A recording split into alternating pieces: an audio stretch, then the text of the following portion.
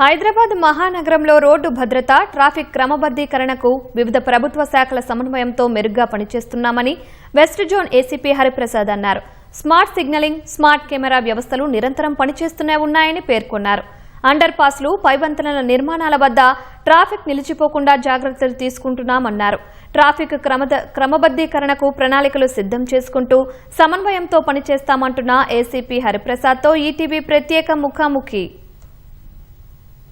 నగరంలో ట్రాఫిక్ సమస్యను పరిష్కరించేందుకు పోలీసులు ఎలాంటి చర్యలు చేపడుతున్నారో, అలాగే నగరం అభివృద్ధి చెందేందుకు అండర్ పాస్లు, ఫ్లైఓవర్లు కూడా వస్తూ ఉన్నాయి. ఈ సమయంలో ఎలాంటి జాగ్రత్తలు వీళ్ళు తీసుకుంటూ ప్రయాణికులకు ఏం చెబుతున్నారు, అలాగే ఫెస్టివల్స్ కూడా వచ్చేటప్పుడు ట్రాఫిక్ పోలీసులందరూ కూడా ఎలాంటి చర్యలు చేపడుతున్నారు, ప్రజలకి ఎలాంటి అవగాహన కల్పిస్తున్నారు, తదితర విషయాలను అందించేందుకు ఏసీపీ హరిప్రసాద్ సార్ మనతో ఉన్నారు. మరిన్ని విషయాలను ఆయన మాటలోనే అడిగి తెలుసుకుందాం.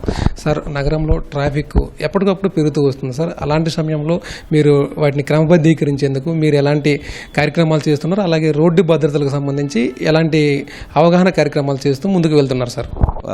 ప్రజా రవాణా సౌకర్యం మెరుగుపరచడానికి మనం కేబీఆర్ పార్క్ చుట్టూ ఇప్పుడు ఒక పెద్ద ప్రాజెక్ట్ నడుస్తుంది.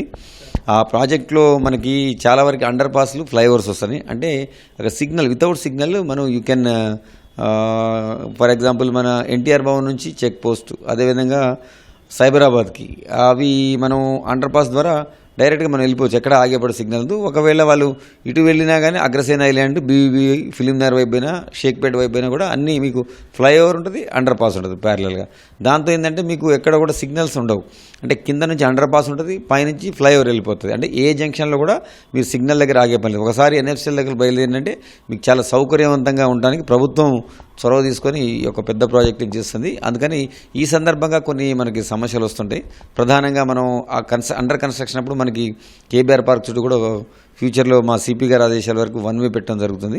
అందుకని అప్పుడు కూడా మీరు చూడండి, ఆ సైనేజెస్ పెట్టినప్పుడు ఆ సైనేజెస్ వాళ్తే తొందరగా మీరు గమ్యస్థానం నేర్చుకుంటారు. ఏదైతే మార్గంలో మేము చెప్తాం పలానా మార్గంలో మీకు ట్రావెల్ చేయొద్దు, దయచేసి గమనించండి అని చెప్తాం. మేము మీడియా ద్వారా చెప్తాం, సేమ్ టైం మీ ద్వారా చెప్తాం, సోషల్ మీడియా ద్వారా కూడా చెప్తుంటాం. అది చేసినప్పుడు గమనించి మీరు ఆ మార్గంలో ప్రయాణం చేయకుండా వేరే మార్గం, ఏ మార్గం అయితే సూచించినో ఆ మార్గంలో ప్రయాణం చేసినట్టయితే మీరు సౌకర్యవంతంగా మీరు మీ యొక్క గమ్యస్థానాలను చేరుకోవచ్చు. లేదంటే చెప్పకుండా మనం ఏం పరిశీలించకుండా, గమనించకుండా మీరు వచ్చినట్టయితే అక్కడ మీ ట్రాఫిక్ జామ్లో ఇరుక్కుపోవడం జరిగింది. మీరు దాంతో ఇరుక్కుపోవడం వల్ల మీకు మీ సమయం వృధా అవుతుంది, సేమ్ టైం ఫ్యూయల్ వృధా అవుతుంది, ఆర్థికంగా కూడా అందరికి నష్టం అవుతుంది, అందరు కూడా మిగతా వాళ్ళకు కూడా ఇబ్బంది అవుతుంది.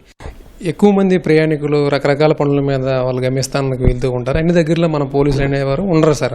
అలాంటప్పుడు మన స్మార్ట్ ఫొటోస్, స్మార్ట్ కెమెరాస్ ఏమైనా మీరు వ్యవస్థని అందుబాటులో తెచ్చారా, మానిటరింగ్ చేస్తూ ఉంటారా?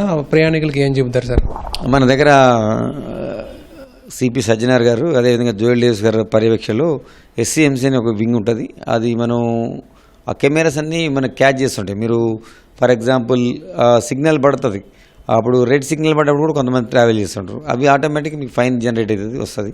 తర్వాత కొంతమంది రాంగ్ సైడ్ పోతుంటారు. For example మాసప్ tank, Golconda hotel opposite చాలామంది రాంగ్ సైడ్ పోతుంటారు.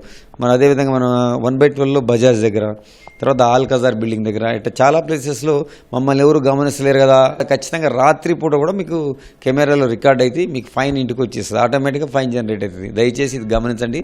మమ్మల్ని ఎవరు చూస్తలేరని చెప్పి మీరు కనుక అవి వైలేషన్ చేసే ట్రాఫిక్ ఖచ్చితంగా రికార్డ్ అవుతుంది. అది సైంటిఫిక్గా ప్రూవ్డ్ కాబట్టి మీరు ఆటోమేటిక్గా మీరు ఫైన్ కట్టుకోవాల్సి వస్తుంది. చివరిగా వాతావరణ మార్పుల సమయంలో మీ ప్లాన్ ఎలా ఉంటుంది సార్? ఈ వర్షాకాలం కావచ్చు, ఇంకో సీజన్ల వైజ్గా ఎలాంటి జాగ్రత్తలు తీసుకుంటారు సార్?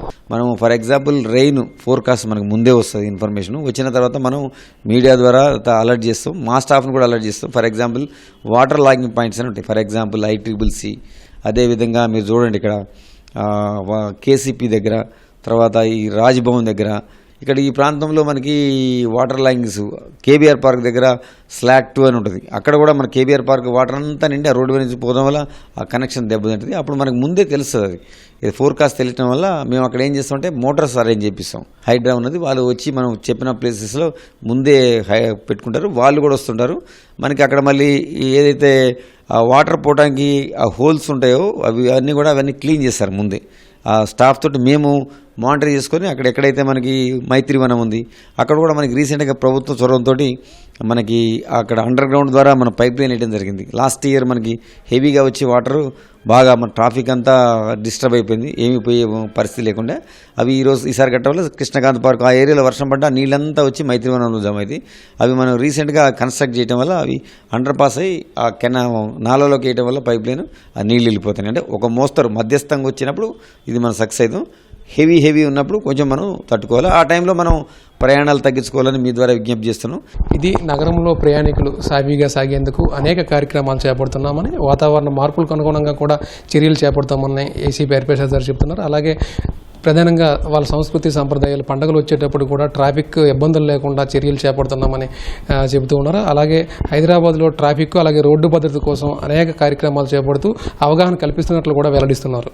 వీడియో జర్నలిస్ట్ రమేష్తో కలిపి సూరిబాబు, ఈటీవీ న్యూస్, హైదరాబాద్.